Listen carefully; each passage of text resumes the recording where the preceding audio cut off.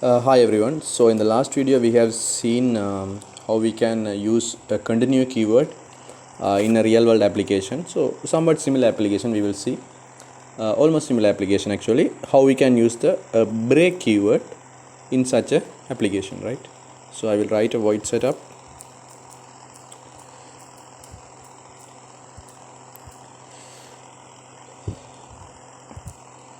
First, and also I will write a void loop.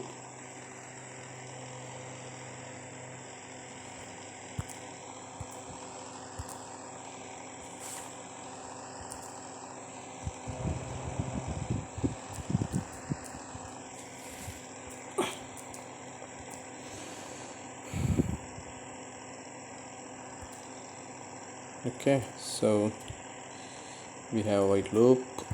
All good. So this time I'm going to write my code inside the void setup and I will tell you why. Okay, so let's say first we will do the same scenario. So what we are going to do is we are going to have, let's say, 100 bulbs, 100 LEDs. They are going to switch on in 200 millisecond delay, right? Like the last video, same way, right? So 1 2 3 4 in 200 millisecond delay, everything is going to be switch on one by one. No switch off, but switch on, right? First one switch on, then second one switch on. That means first and second are now on. Then third one switch on, like that. Then if the user is pressing a button, let's say we have a separate button, and if the user is pressing the button, we are going to stop the lightning. So in the last video we have seen, when the user is pressing the button, we are going to stop that particular iteration related LED, and the rest of the LEDs are going to be on. But in this today video we are going to see when he presses the button, we are going to stop the lightning. That means user wants to stop it. Wherever we are, we don't care, user wants to stop it. So also you can say at which point he has done it. Let's say he is pressing at the time the 50th LED is on, then the scenario should be stopping with the 50th LED. The rest of the LEDs should not switch on, none other than, right? That means the process is going to be stopping. Okay, so you can have a look and say after the 50th LED only user press the switch. You can say like that. Otherwise you can use the user's input to stop the process. You got it? Okay, right. So now instead of 5 LEDs, we will use 5 or 6 LEDs. Instead of 100 LEDs, we can use 5 or 6 LEDs. So as usual, I will write a for loop. Okay, so first I will say int. It's same as the previous video, so you can simply go and watch the previous video and come back. Then you will get a clear idea about what I am trying to do. Okay, so I'm sorry, int x. So I will switch on the LEDs from 10 to 15. You can think about 100 LEDs, no problem. Okay, so x is equal to 10. Okay, so then we will say x is less than or equal to 15. Okay, then we will say x plus plus. Okay, so but we should write it inside here pin mode, right? Because we have done the same thing in the previous video as well, right? We are writing the pin mode so that we are using a for loop and iterating the pin mode to be high, right? So I will say x, sorry, not high, but as output, right? So I will say out put. Okay, output, pin mode x output. So we say everything is output, so everything is fine. Okay, so now what I'm going to do is I'm going to blink the LEDs. Okay, so let's say let's think about only one scenario. We are not going to switch off every LEDs because we are not going to repeat it. Let's say we have 100 LEDs, so that it takes a lot of time to complete all the 100 LEDs, so that the user has time to press one switch. Okay, or let's say you can say 1000 LEDs you have. Okay, so we are not going to repeat it. We are going to run only one iteration. If you want it to happen again, you can press the reset button in the Arduino so that it will again do. So that is why I am trying to write it in the void setup, because if I write it inside the void loop, all the LEDs will be on, then again the iteration will start, because void loop is going to happen continuously. So I'm going to do it only one time and see what happens, right? So that will be very clear. So I will write a while loop. Okay, so I will use another variable. Let's say I. Okay, I will use an I, int I.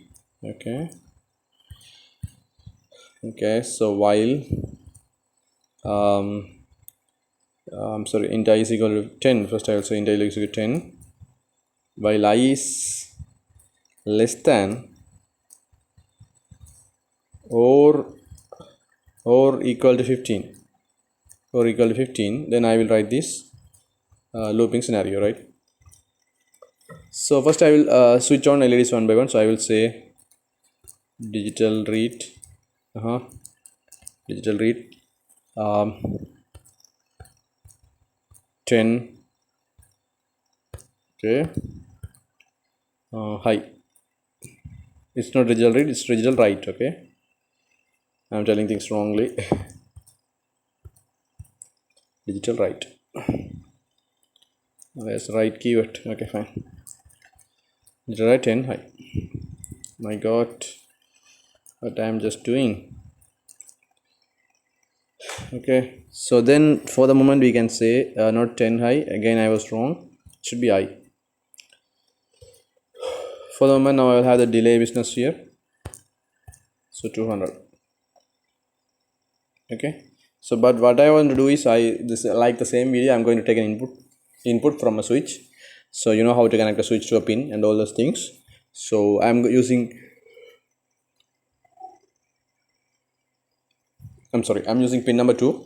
So I will say int x is equal to, okay, so it's always preferred in this scenario, use this assigning. First you assign to x and use x, right? Because there are small issues like I don't want to explain it, but use it, because if you're pressing the switch for a long time, so it can pass the 200 millisecond and it can go beyond that as well, right? So that is why we actually need a delay. So don't worry about that. I don't want to tell about that. Just do like this. Okay, so use first assign and then you take the x. Okay, I will tell further. Okay, so we may have make this 200 to 500. That is much better than this. Okay, that's fine.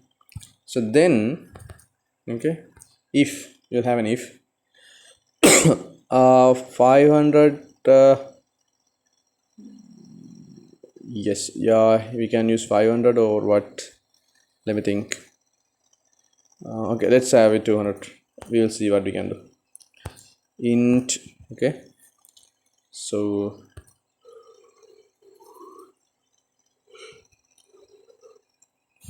let's say int x.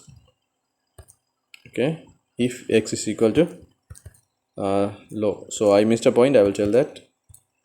Okay, so we are going to write something here. If x is equal to low, we are write something here. So you know what we are going to write. In the last video we used a continue keyword so that particular LED is skipped and the rest of the LEDs are switching on. Here we are going to stop the process. That means we are going to break the loop. So this for loop, while loop should get out of the line should get out of the while loop, right?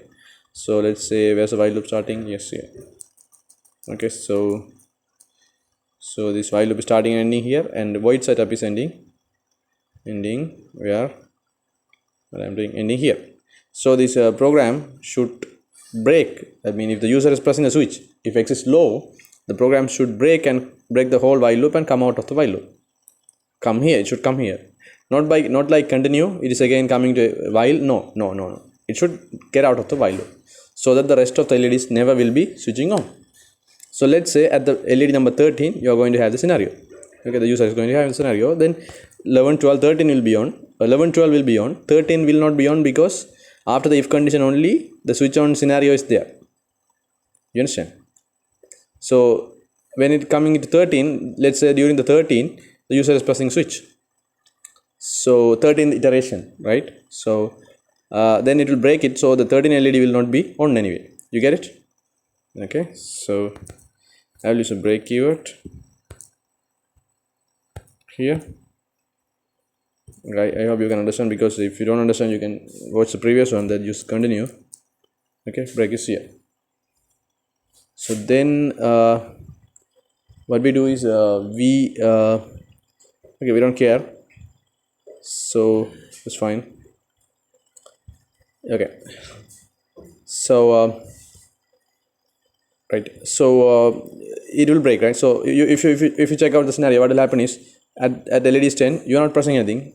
This will come into here, read the value, it is not low, and it will switch on the 10, wait for 200 millisecond, and come out of this and get in again, right?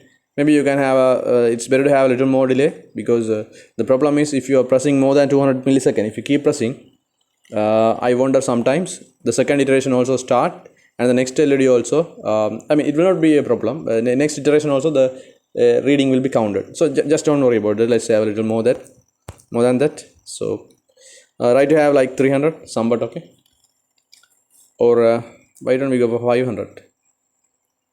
What if we go for 500? What will happen?